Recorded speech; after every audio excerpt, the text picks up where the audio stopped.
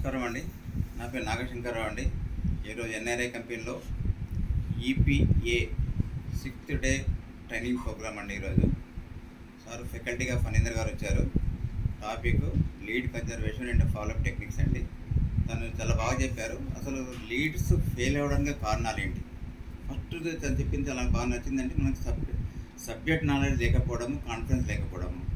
ఇంకోటి మనము 5 minutesలో తనకి కాల్ చేయకుంటే 70% ఛాన్సెస్ లీడ్ లాస్ అయినట్టండి.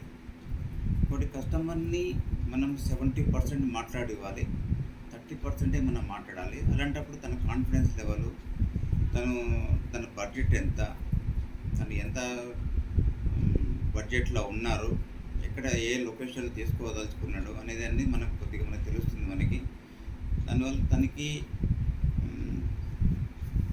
ఈ కాన్ఫిడెన్స్ రావడానికి ఇంకోటి ఫ్యామిలీ సెక్యూరిటీ గురించి చెప్పాలి, పిల్లల భవిష్యత్తు గురించి వెళ్ళి వాళ్ళ మ్యారేజ్ కానీ స్టడీస్ కానీ ఇది ఉపయోగపడుతుంది ఫ్యూచర్లో అని చెప్పాలి.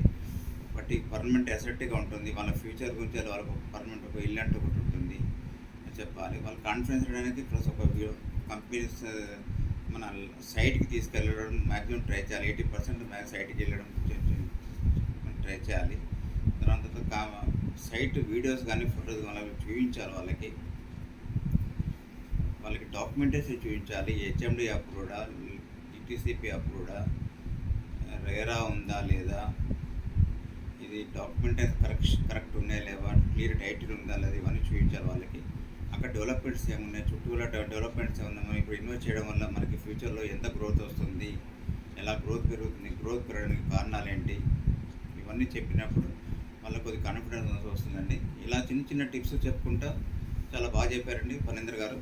మెయిన్ థ్యాంక్స్ అండి ఎన్ఆర్ఐ మేనేజ్మెంట్కి, చైర్మన్ గారికి, మిగిలిన డైరెక్టర్స్కి అందరికీ మెయిన్ థ్యాంక్స్ అండి. ఇలాంటి ప్రోగ్రామ్స్ మనం చేసుకుంటూ మమ్మల్ని ఇట్లా మోటివేట్ చేయాలని నమస్కరిస్తున్నానండి.